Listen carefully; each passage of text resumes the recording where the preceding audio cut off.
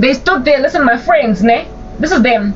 They just stood there and they looked very slowly back at where I was at on some while the white chicks continued to also look at me until I grabbed my hands tied in this position and put them on the ledge and grabbed my one leg, put it on the ledge as well to climb out. Like, you know how slippery the beginning of a swimming pool can be sometimes. I was out here trying to like using my with this like very constrained position, fully clothed without wearing swimwear. Like everybody was fully clothed without wearing swimwear when I got pushed in. I took myself out of here, out of that pool, and then basically stood up and kind of shook myself. And it was only at the stage of me being out of the pool and shaking myself that I overheard my friends and these white chicks saying, "Oh my goodness, she made it. She survived." It's like they were not only the black chicks are the ones that threw me in the swimming pool to die. The white chicks, however, stood back and did nothing, and they pretended to rescue me from the shallow end because it was two of their jobs. And when I came out anyway after like 10 minutes of drowning, well, them thinking I was drowning, they all looked visibly shocked that I survived. And then only after a good minute would progress in dream time of me standing there looking at these people bangseba or thinking ugly thoughts, the black chicks and the white chicks together in concert were like, "Oh my goodness, we're so glad you made it. We were planning on draining the swimming pool so we could fish you out and find your body because we went in and tried to rescue you." And these white chicks used the excuse of the fact that they dove into the shallow end, tried to look for my body and couldn't find me. And when I came out, all of them, almost as if they were now friends, even though initially they were beefing, all of them were making an excuse for why they left me to drown. And when I then came to the surface, they first were like, "Oh my goodness, she survived." And then secondly, they then together as a concert claimed that they were planning on draining the swimming pool in order to find me because it was hard to find me. Ingati, I was at sea and it was that rough to find umzimba wami. The dream ended that way. God was showing me essentially with that whole dream, the nation. That's why we gotta leave. This is the prince on the country. Black people are so defeatist. In my dream, I was sabotaged by friends. I was betrayed by Abangan. Black people are so defeatist, they throw each other into swimming pools. They throw each other into obscurity. In their jealousy, they throw each other into squalor. And white people stand back and do nothing on some. Let them destroy themselves because they're beefing with black people. I told you that in my dream, these white chicks were beefing with these black ones. Though these two white chicks were in a capacity to salvage, harness out from the swimming pool anybody that is drowning, they chose to act like they were harnessing people out by swimming in an area that I would highly unlikely be found in order to ascertain that I am maintained in a drowning position. That was the Lord showing me white people in a position to help struggling blacks as a result of black defeatism, especially within the recruitment agency, within the recruitment space. They look at unemployed black people and they leave them in the unemployment space, though they are in a position to salvage, suffocating, drowning black people who have got gaps in their CVs for 2 years, 3 years because of sabotage by black people doing witchcraft on them. They read their CVs, they're the best people for the job, yet they don't call them for interviews insofar as that gap is there. They're in a position to rescue suffocating black folk, but they choose not to. Because I'm not going to help a black person in a country where we're being treated like this by black people and they're defeatists and they're destroying the land. So we're going to stand back, but we're going to act like we are out here honoring the law, obeying statute, and doing our jobs as recruitment agents to out here place blacks in a country that has got the most race-based laws in the world, where everybody insists on BEE candidates, job interviews being done based on skin color, all that nonsense. And the fed up state of white South Africa is such that they're now actively sabotaging their country's employment statistics, where if black people are unemployed, they're actively, if they are white recruitment agents, ignoring them. And if they're black recruitment agents, they're throwing fellow blacks into the swimming pool. So now they're fellow men. Whatever they've started, right? With their fellow men. And these white chicks acted like they were searching, so they basically act like they're placing unemployed people. They act like they're okay with the status quo in the country. They're acting like they're okay to do their jobs as per government quota. However, they're harboring a bitterness. And in my dream, they were beefing with black chicks. In my dream, they were beefing with my friends. And what that beefing was depictive of is just the passive aggression, resentment, and hatred dwelling inside white South Africa over black defeatism. It is rightly placed, but it is also absolutely foolish. because of the fact that this here is a majority black country. I spoke about that in my short. And if at all you sabotage black people, or you allow or you leave lingering the sabotage of black people, you sabotage a nation, because they are the majority of the country. Even in apartheid, white supremacy in our nation separately developed black people and Indians and colors right next to white folk. They had the same resources, black folk and all the others. However, they were growing in separate. It was apartheid. They were growing in separate. What was provided for black people in apartheid was segregationist. It was separate. It was also lackluster. It was basically not at the level or at the standard of white provision. Nonetheless, it was quality within its reduction, in its reduced quality, and it was also the same resources. They availed infrastructure for black communities, Indian communities, colored communities, albeit in a waterfall effect, where it is that they would first roll out national services to the Indians and then the colors and then the blacks. But by the time it got to us, it was not a fake electricity. It was a real electricity. It was not a fake house. It was a real house. It was real brick, real mortar, built with real quality. It was, yeah, you get my point. So therefore, why did they do that? Why did white supremacy in this country that was segregationist out here creating the best of places for white folk, while black folk lived uncomfortably? Well, the rest of the country that was not white. They did that because they understood themselves as a minority in this nation. And if at all you only, it's like what's happening in North Korea. If at all you only provide for a small elite in your country, the whole nation will flounder economically. The whole nation will flounder economically, because you can't disenfranchisement was like a whole thing, but you can't leave out of the economy altogether and out of infrastructural development and out of education altogether an entire country. You can, however, significantly sabotage how well they do in that education, so you will give them Bantu education.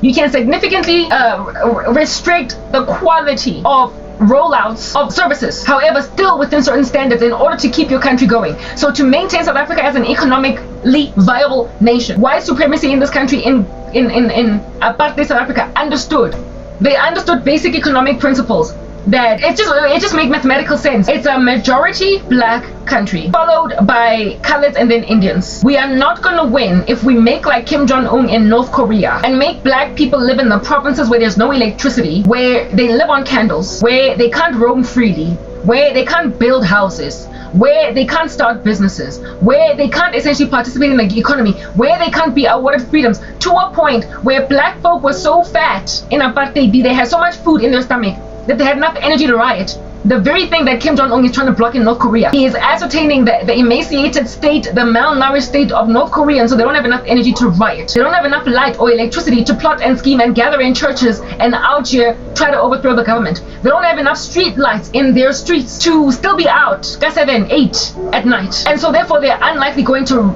revolt against Kim Jong-un. Mara, is North Korea not a pariah today, and is also it not a crazy poor country that nonetheless is a nuclear power? White supremacy was not trying to make South Africa poor, only separate. So therefore there was empowerment still for black folk, colored and Indians. Whatever is happening in modern day South Africa is a most worst version. That's why whatever you saw in apartheid that was destructive is coming in increasing measure, more hectically in South Africa, because white folk were not as defeatist as they are today in white supremacy, but at the same time they were not oppressed by the government. They were those who were on the receiving end of favor. Now today they're bitter because of BEE and race-based laws that have made out of us the most racist country in the world, that have left them, and listen, nobody has left white people out of the economy. They will always find a way to not only make money but keep old money amidst them. They won't go poor. They will still own the majority of farms, and they will still own the majority of wine fields in Cape Town. So they will still have the majority of the money in this country. Is that basic? But how hard it is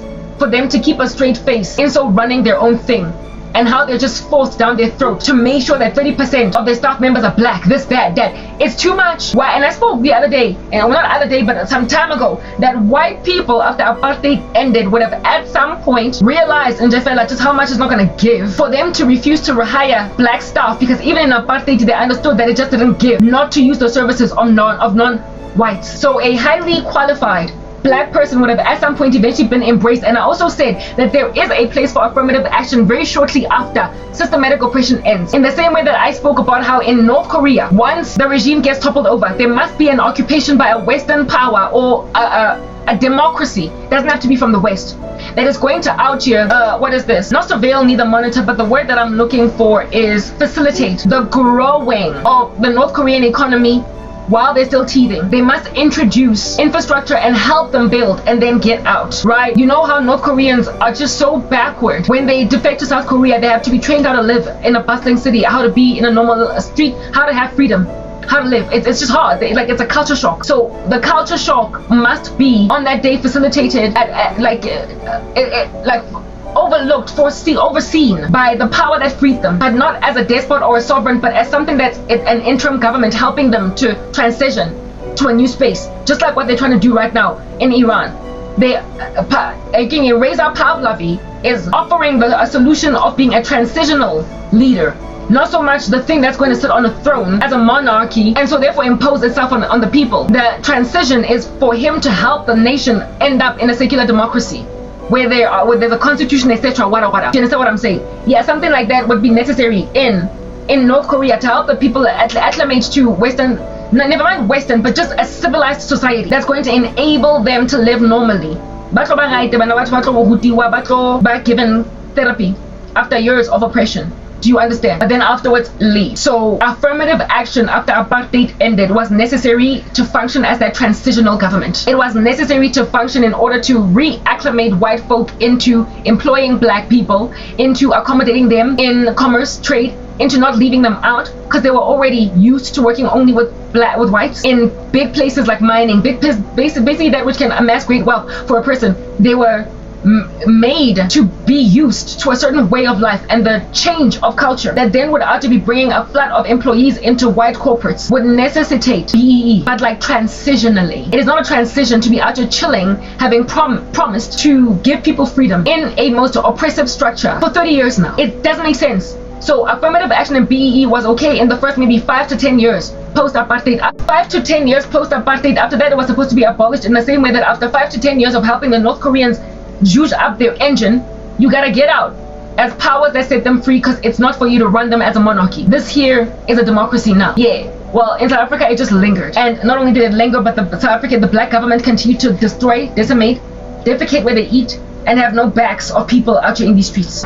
So with them having no backs of people out here in these streets and decimating and obliterating and not doing what is better for the people, there was a bitterness not only in black folk that just grew and grew over time, but also white people were like, what the heck are we doing BEE for? Because like this, nothing is even working. I was empowered by BEE, and then because the learnership that I entered into at Liberty Life was for black students and colored students, I was benefited by it, I was empowered by it, and then I was uprooted from gainful employment by black people and Indians, the very previously disadvantaged groups that were now benefited by by employment equity. Indians and blacks out here kicked me out of the economy. You empower me, but then you maintain race-based laws. I'm sorry, you are reversing the work you started. And so because you're reversing the work that you started, you don't get to subjugate the tyranny of your racism now, because that's what it is now. It's no longer a transitional government. It is no longer a transitional government. Now you're just racist against white folk, and when then you are the reverse apartheid that they were to them. They will be embittered, and so wherever they find themselves, they will sabotage, they will plot, they will scheme, they will be passive aggressive, and they will out here secretly also sabotage black people. Because while I cannot on paper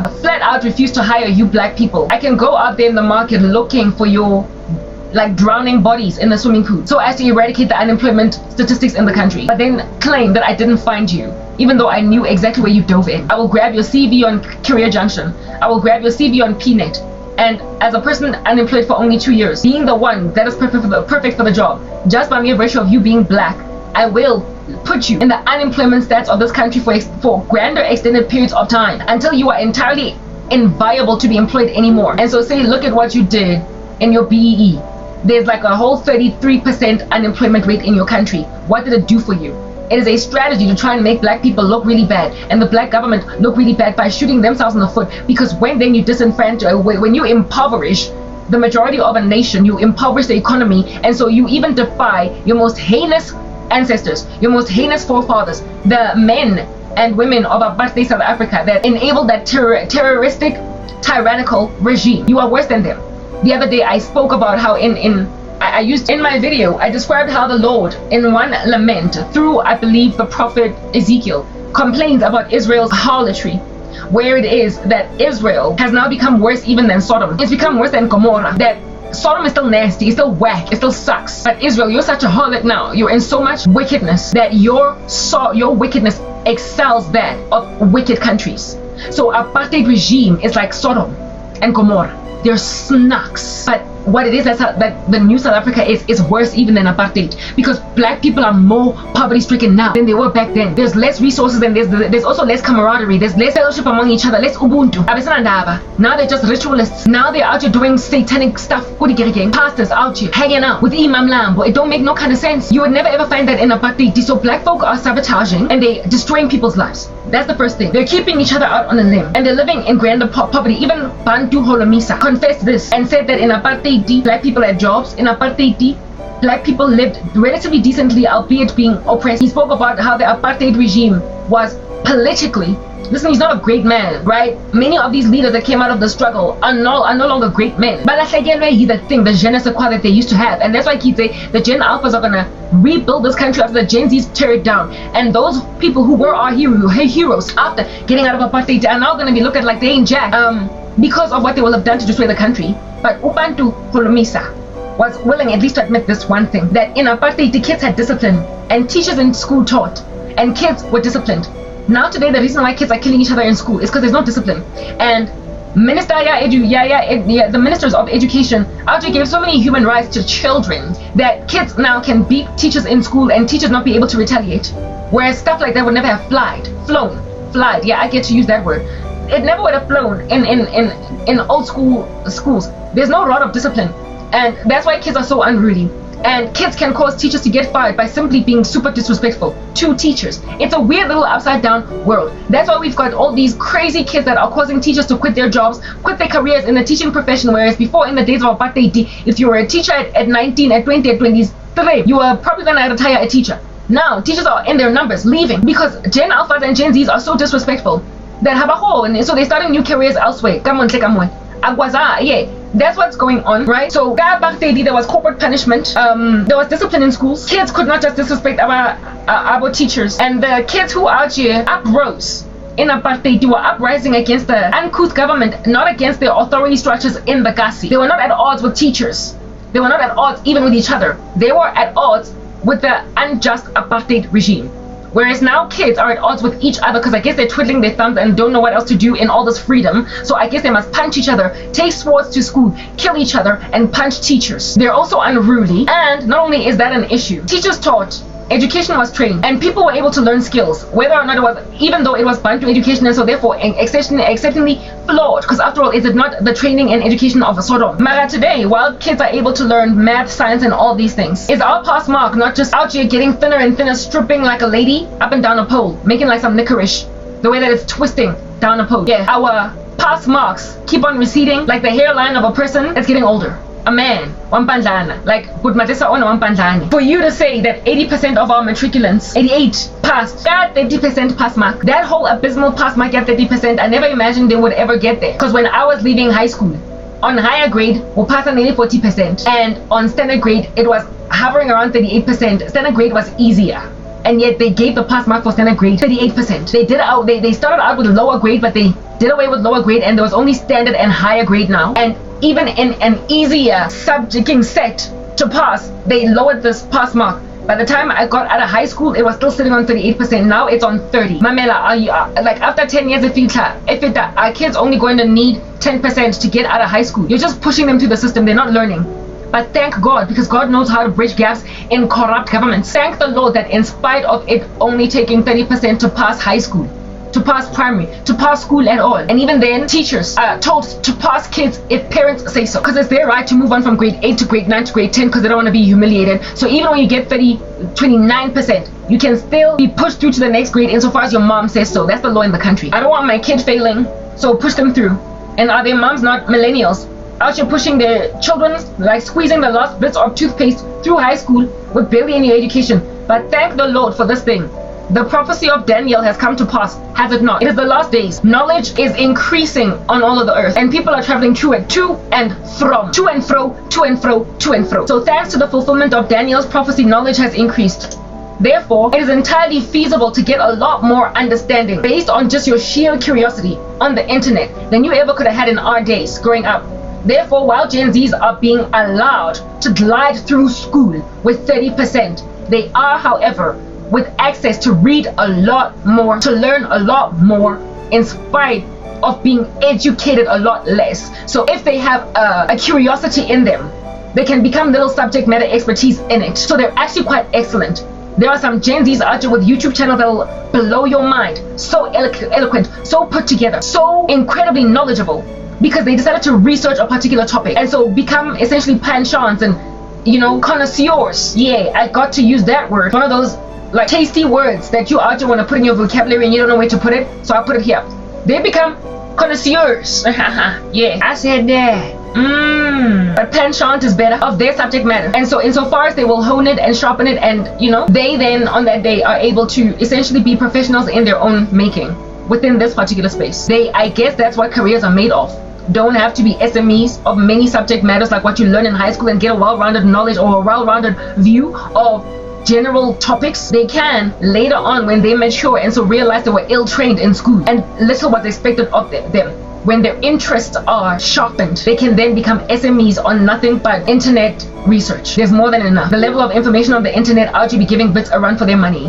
When I was at Wits, we could only access certain articles on Google Scholar that was given us as through a password by the university. Now, whether or not you're on Google Scholar or just good old-fashioned Google, you can still find really good reading material giving you knowledge and understanding insofar as somebody else spoke about it and you got curious and so you researched it further. That's bridging the gap of knowledge acquisition and responsible teaching and training for Gen Zs and Gen Alphas, because God will never allow any single generation throughout history to truly be dumb. He won't ever let that happen. The Lord will never ever leave any generation of kids to be truly dumb, because the world needs to be lingered. People need to be making babies. So Gen Zs will ultimately snap out of their crazy and fight for the country.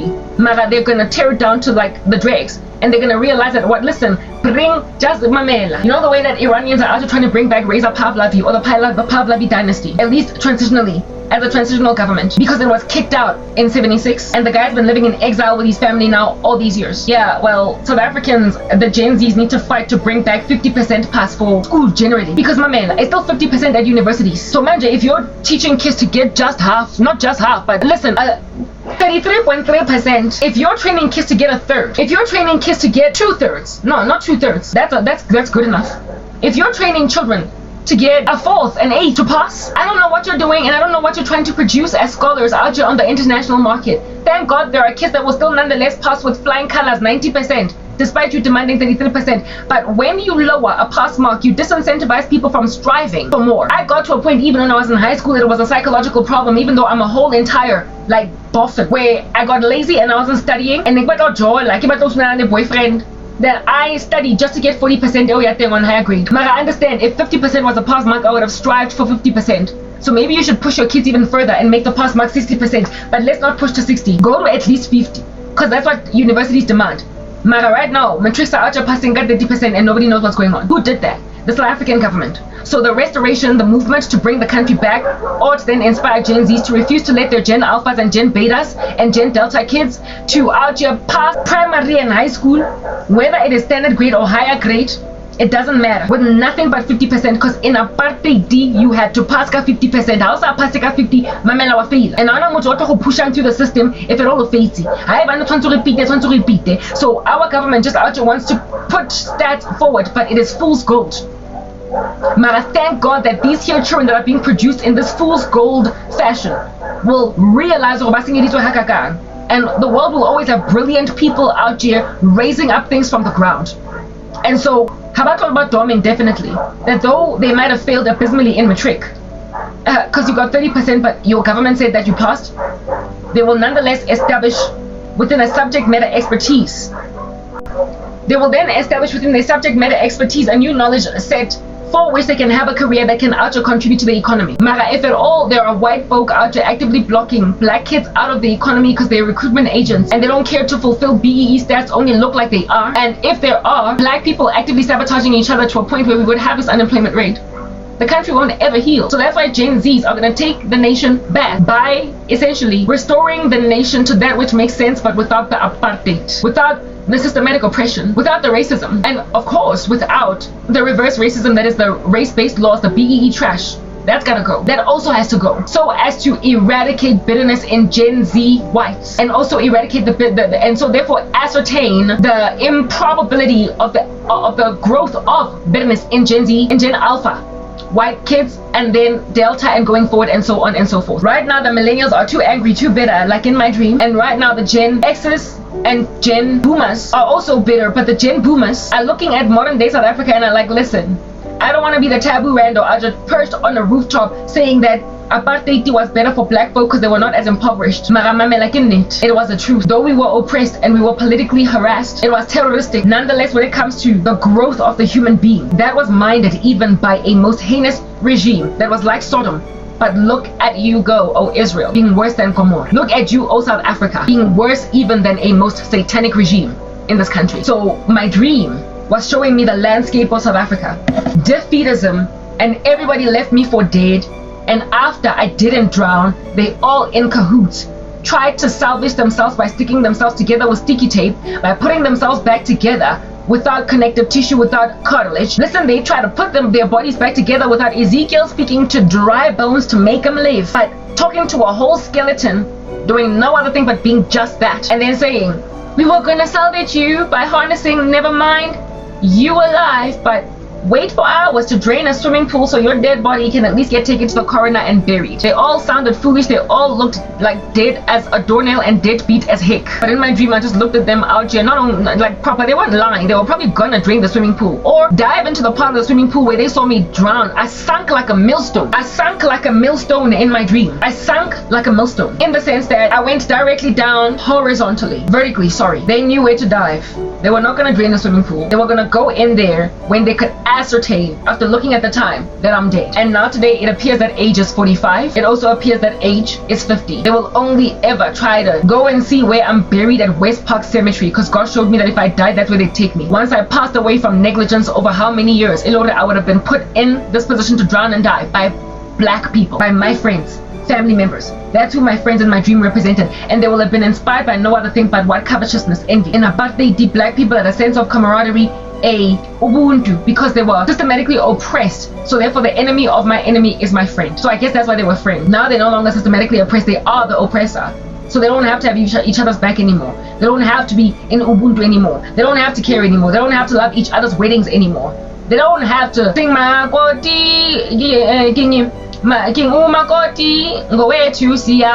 like Papa. They don't have to be happy about singing all that. Go mayalo. For what? For who? No more. Michato ya days of apartheid or shortly after apartheid ended, go Soweto epic do. The Huta people lining up, the balloon baby. Umuntu uyachadalana sazi ukuthi kunomchato, kids coming out from where they were playing just to see the convoy ya dikoloi. Now today I get to letang. Halina lerato batho ba thabela manyalo ha go hutiwi ha go batho go na le hostility di photo of lona di venue tsa lona tsa go di manyalo a lona go di venue tsa go di Maldives drift and whatnot, because in the Gasi back in the day I guess all you could do was marry in the Gasi, because no sna motho nang le tšhelete ya go Maldives drift ya go hire a venue go Arta BS. So now it was only in the Gasi. That's why those convoys were in the Gasi baby. Now your Maldives drift wedding, your destination wedding, ego khagala motho tshwantse a sebedise di maps tse 20 GPS go rate hot ha batho ba fitla go teng nde fela gona le bo snooty and ha gona le njabulo ya mannet go teng. Like grab these weird anomalous things that you out to be doing all the day long. Grab them. Mara nna ke a tsamaya because in company I would have been happily married in apartheid.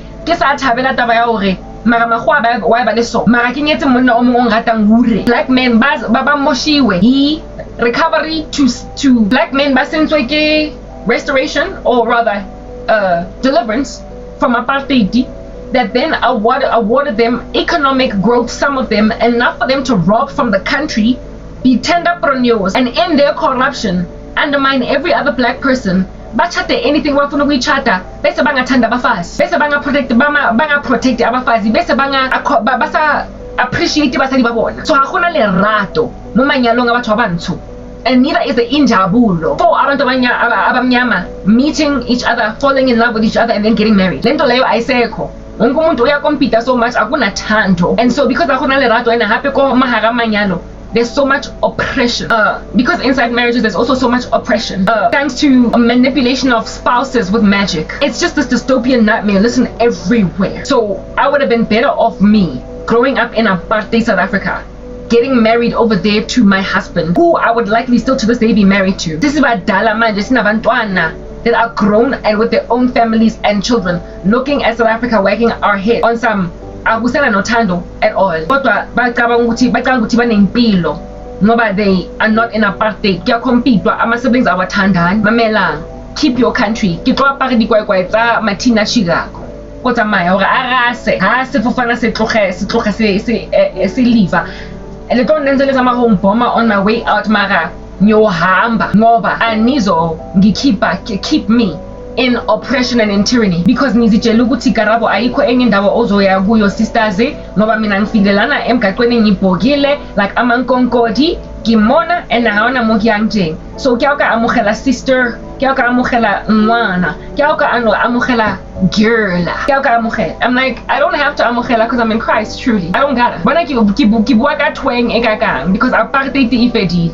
Mara tweng ya ka e nketsetsang ka jeko slang sa ka sa segwa se nketsetsang ka jeko taba ke gona bua hore se nketsetsang na nekese. I'm being kept in a bunch despite me getting trained and educated. Segwa sele ha isa se sa di tweng sa di hamhwam sa mabitso a magana that are being spoken by politicians out here on a rooftop. Whatever you're doing namhlanje, it's nonsense. It's that basic. Mamela ke rabishi engwe e hure. It's nonsense. So the dream that I had, ka ba sadi ba le bang latetseng ka mo swimming pool. Ebe mahwang ignore. Ebe ba pretend like go fail after. Or bang zambe. South Africa alone. I'm gonna leave. I'm gonna survive that which you try to do to me.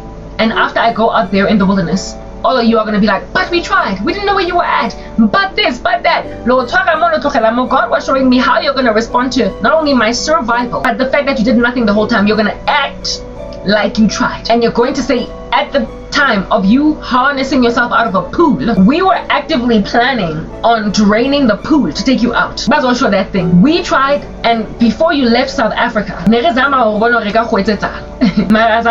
aren't you today able to witness from a deep end with you having tied my hand? Aren't you able to see that I survived what you tried to do to me? There are in the occult. It's what I'm getting at. Makats are so much that you now are of the thorough understanding that I survived that which you did to me. Whereas you had left me for dead and expecting me to be finished off. The way that I held on to just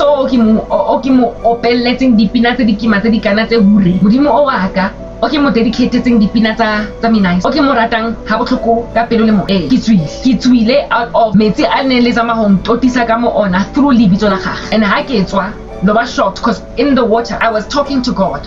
God allowed me to breathe underwater on lack thereof, like did do nothing. I then was reminded because of talking to God in that water that my legs can be used. Go deep. And even once I was on the ledge and you all saw me, I had to pull myself out of the swimming pool before any of y'all would even start to talk to me. So even when I popped my head out of the swimming pool, my hand still tied in the rope. No one tried.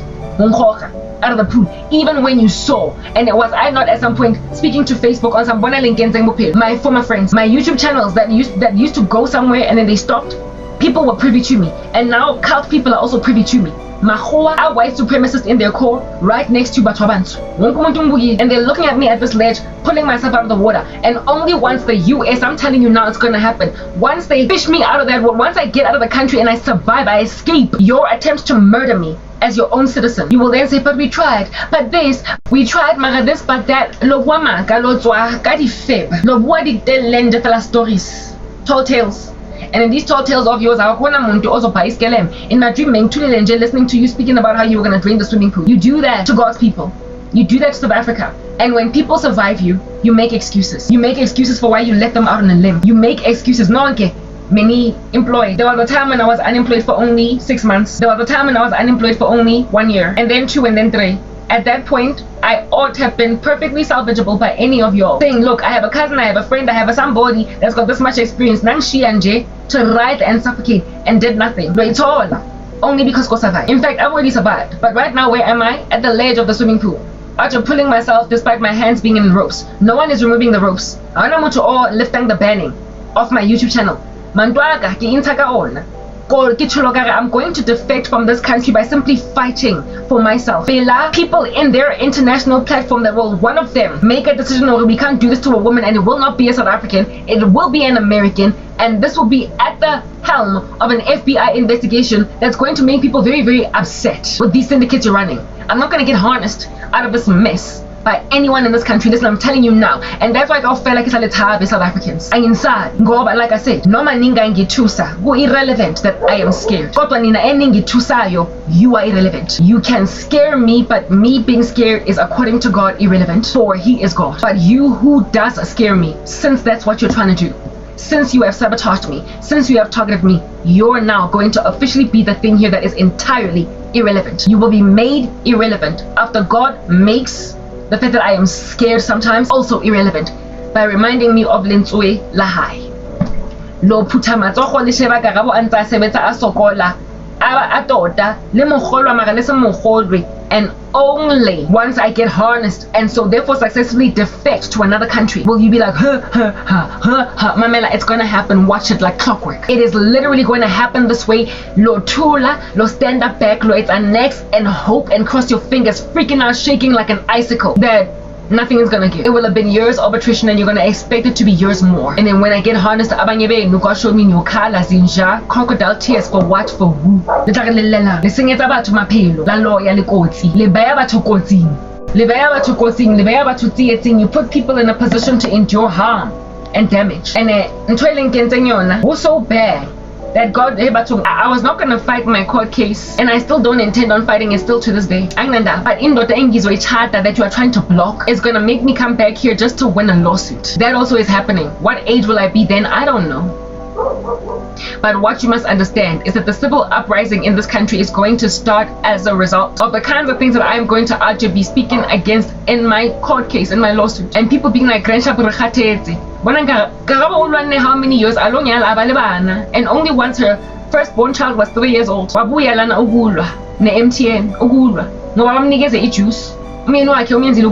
fight. And so there's going to be a whole, I told you, the riot by the Gen Zs is going to come on you once I'm gone, and it's going to happen overnight, having however brewed over very many years. It's going to happen overnight, however having stewed and brewed over years. So it's not something that's going to happen tomorrow or even day after. That's why today when you scan the periphery looking at your country on the left and on the right, you can't even imagine intense the way it is that your streets are going to be worse than during the uprisings, the days of apartheid. The way that you can't fathom it. It's going to be worse. The uprising is going to be worse even than what was happening during apartheid. It is going to be worse and a lot more compacted in fewer years. But the calamity is going to cause on the ground and the number of deaths that it's going to bring is on Tuesday. I had a dream of my cousin, people like her, because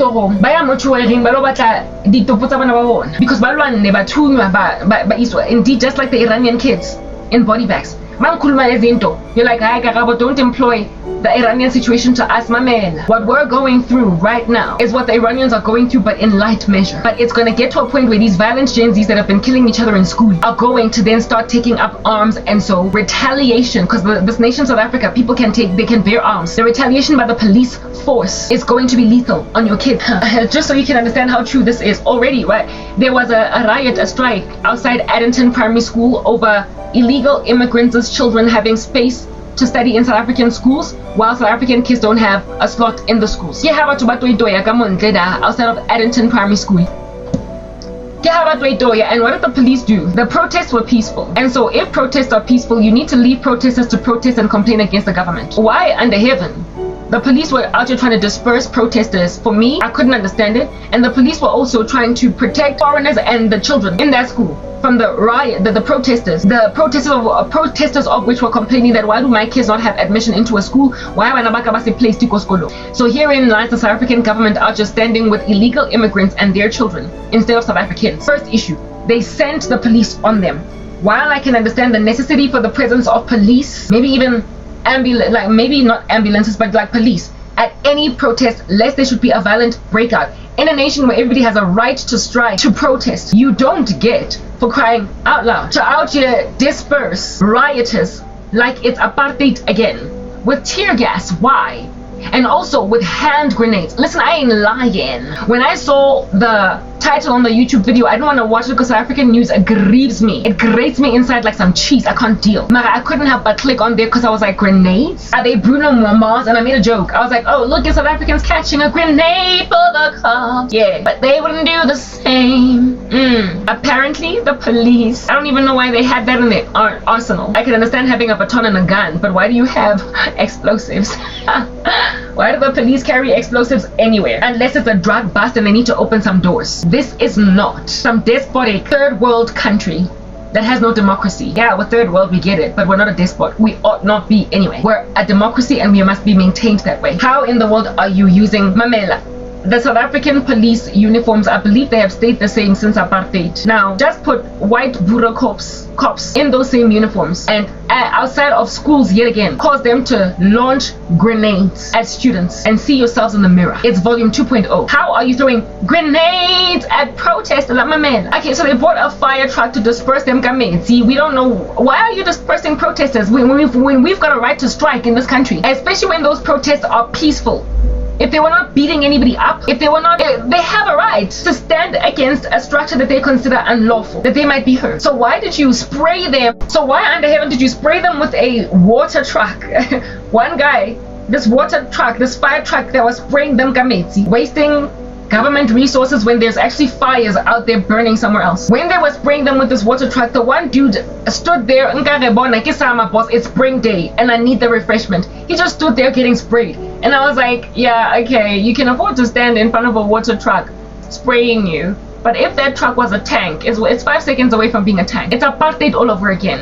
We are yet to get to a point where it's apartheid and martial law is declared on a country because they dispersed them. First they sprayed them. Okay, they did spray them with water. Got a fire truck. They wouldn't disperse. And then they threw tear gas at them. That would be all too familiar because I remember tear gas and man, that stuff is choking. They threw tear gas at them and even threw grenades on the floor to make sure that they just disperse. If at all somebody was brave enough to get close to that grenade, they could have just died, been blown to pieces. The police, I was like, grenades? Explosives?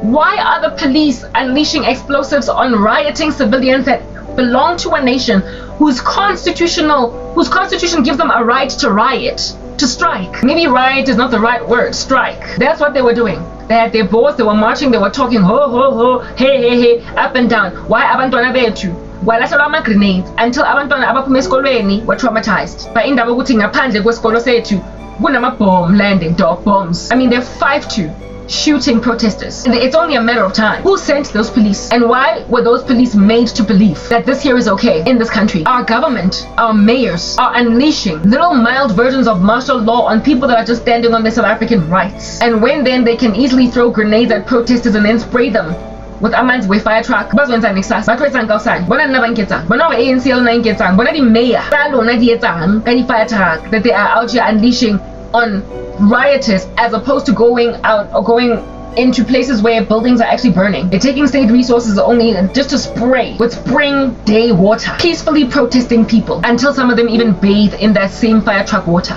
South Africa e5 wankutwa e beilwe bumpereng e5 varam clap engwe eka etlo siyang 5 finger e5 and no di last kausane it's about 1-2 already or altogether, just like China is 5-2 right now. All its friends are oppressors and people on the ground are so evil that abanye bethu kwamele sihambe just to get impilo ezibonakalayo. However, basimoshele a whole decade of impilo zethu and said ay mara tla etsang bona ne re batla ntwena na o re etsagale. So jaaka ha ke le selfish bo thoko hampe di tlosa ntwe ke batla mo hetsa tlheka ga bo he etle ntwela o se re tla o tloela wena o tlo tshelwang ke metsi a fire truck e be o lahlelwa ka grenade mo mountolo jumper abuti ebe grenade ya teng e tsena e landa mo mpeng ya hao because the police did not market strategically enough to avoid you. This time izolenda empeng yakho o ntse re ka ga botswa monna o si he etle ke filang ka re tswa monna nga go tswape lwena alright ngizophuma kini ngikwakwa yami yamathimo chigako ngizophuma kini shi ambani ngemithi yenu ngizophuma kini. So this psychopath nonsense o thuswa ke government ya this country, o thuswa ke the status quo ya this nation ona tsena go nna tshwantse ke thoka fast in here this country South Africa kaze aningi tlhaloseleng uthi zikhipha when in the constitution upon giving a human right to a freedom of religion you don't realize that those freedoms have got to be restricted. enough for Muslims not infringe themselves on us with their halal food, and secondly, enough for witches to not be able to do witchcraft that is illegal. So if at all you're all involved in rituals that are embezzling funds, you're taking away people's human rights, and it's not regulated. And I said that witchcraft ought to be regulated because it's just this unseen thing that people like do out of sabotage, out of jealousy, and nobody knows, seeing as it's anonymous. It's spiritual weapons that are being thrown on South Africans. And what have those spiritual weapons achieved all these years without you regulating sorcery? That constitutional right to a freedom of religion, what has it done? It has disenfranchised South Africans, it has impoverished them, and it has also increased unemployment in the land. It has made men entitled, it has increased gender-based violence, and it has increased homicide, murder by accident, murder by suicide, murder by stroke, murder by heart attack, murder by. And if at all murder is a crime that is punishable by a life sentence or whatever might be the term, why are witches out doing human sacrifice rituals succeeding to put people in the ground not being prosecuted? I don't know how many times I can keep on lamenting that witchcraft must be regulated. It is a crime against humanity, and for as long as there are no laws regulating this like loose cannon worth of a craft, I will always just come here and be like, Akila Mamela, you're like snot. And without the drana, so it's just giving good old fashioned wana wa mamina or jang mayo le mamina in one sitting. Cause hawana mumme onangitabalia na humupumula ngo eo cause wanyonta little seasway. That's what you are. Anyintandi, nilimayo, namafinye, you're gross. For as long as there's no regulation and so therefore rights to recourse, I will be embittered, and I will also never mind be embittered, but I will have a grandiose amount of indignation, enough for me to speak on my own behalf about how much, listen, I don't like you. Cause hana le mafinyela, otro washanka kota, wanyonta on that day. So nyon kipa, amatwapeng wenu, ngamabunga, ngamantwe aka, kole, jweza tabatalo, nyon tela indaba zenu, nyon pota, nyon kwara, I am going to humiliate you and rip you apart with your stats. Tattered clothes. You're gonna walk around because I literally rip like I'm a bear. With my bare nails. Because justice against whatever the heck you are. Judges on justice. Justice on the floor. In the courts, they become vigilantes. And that's what I am today. I'm a vigilante against witchcraft, incendiary trash that is out there disenfranchising South Africans, ripping them out of careers, ascertaining that they marry spouses that are gonna kill them one day. I am coming at you guys, tattering your clothes until you walk around butt naked because you encountered me in the street. Mamela, I'm taking this to the grass. For as long as ninjalo, nyonzonda ngenhliziyo yami yonke. Ngoba anginampilo namhlanje ngoba nonke nibhokile and futhi you are insistent that I go nowhere in life. Nonkhipha ngamafinyela wenu eniwadla ngemayo lankuthu. And show everybody bona ngwana o nyontshang, I'm sure I'm making. That's what I'm always going to present you as South Africa. I am going to dedicate impilo yam to exposing your nyongo until I'm at Gen Z's just like they did with Jeremiah. What you call this person? Daniel, Shadrach, Meshach, and Abednego. They will go to the prophecies that were prophesied by a most abused prophet when he was alive in order to fashion their lives because they trust that prophet, while the people in the days of that prophet when he lived, abambonanga next.